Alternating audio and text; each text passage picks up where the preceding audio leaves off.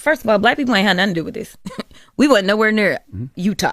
So I'm like, how was the response to go after black students?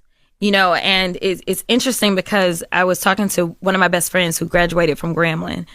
And I was like, is Grambling on lockdown? Because, like, it was just kind of, like, in the moment. And it's like we're getting these alerts about this school and that school, Hampton, and all these different schools. So I was like, what is happening?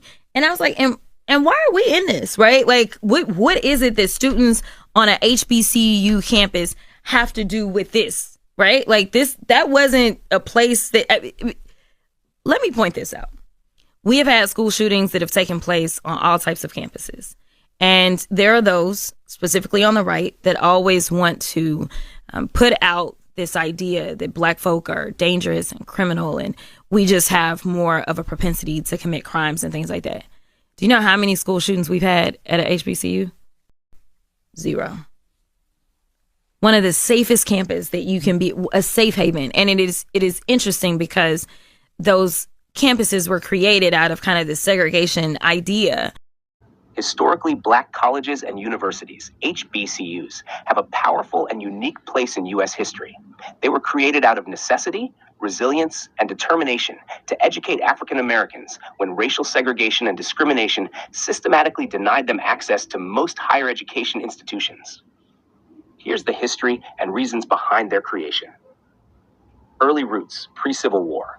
Before the Civil War, educating black people was often illegal in the South and highly restricted elsewhere. A few institutions were established by religious groups and abolitionist organizations to educate free blacks and formerly enslaved people. Cheyney University of Pennsylvania, 1837, is recognized as the first HBCU founded by Quaker philanthropist Richard Humphreys to train teachers for black communities.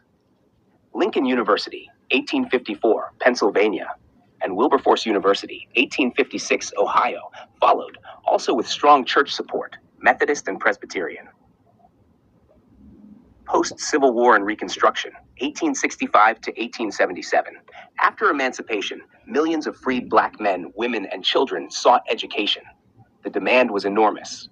The Freedmen's Bureau, 1865, and Northern Missionary Societies helped establish schools and colleges throughout the South. Many HBCUs began as elementary or secondary schools and grew into colleges. Churches played a crucial role, Methodist, Baptist, and AME denominations especially, founding schools to train ministers, teachers, and community leaders. Morrill Acts and Land Grant HBCUs. The Morrill Land Grant Act of 1862 gave federal land to states to fund colleges, but most southern states excluded black students.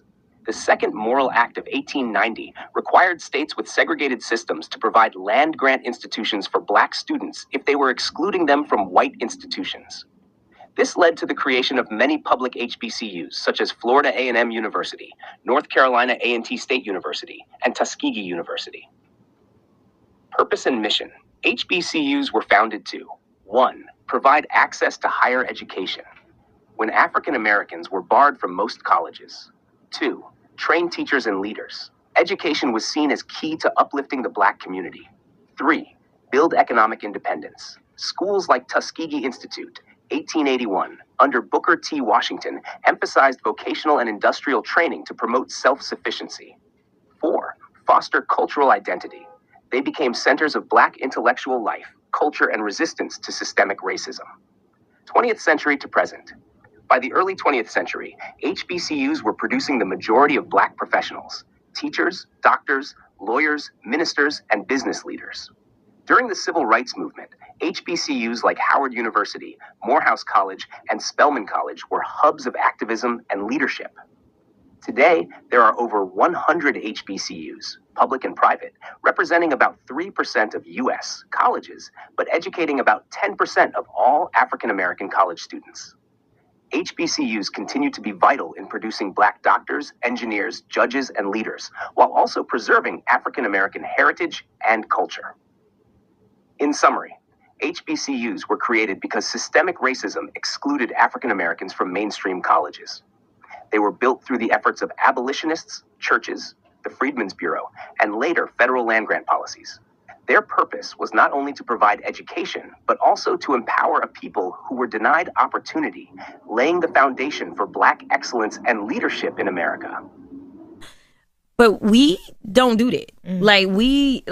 It's not, I mean, in the idea that as soon as it happened, and the next thing you know, the trans community is under attack again, right? Because they said that the Minnesota shooting was a trans woman, I believe. And so because it was a trans person, they're like, oh, this is what happens. But I was like, so we're not going to talk about white supremacy?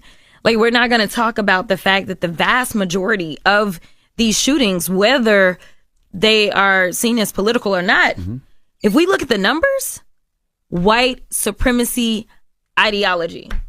But we don't want to do anything about that. There's no legislation that they want to bring. Every time you say white supremacy, they want to yell, oh, you're race baiting. No, I am going on facts. Like, these crimes, when we look at these mass shootings, most of them are linked to neo-Nazism or, Proud Boys or whatever. It's always some white supremacy kind of thing that's going on. It's not Black folk that are going out there. It's not immigrants that are going out there. But what cities are we going into?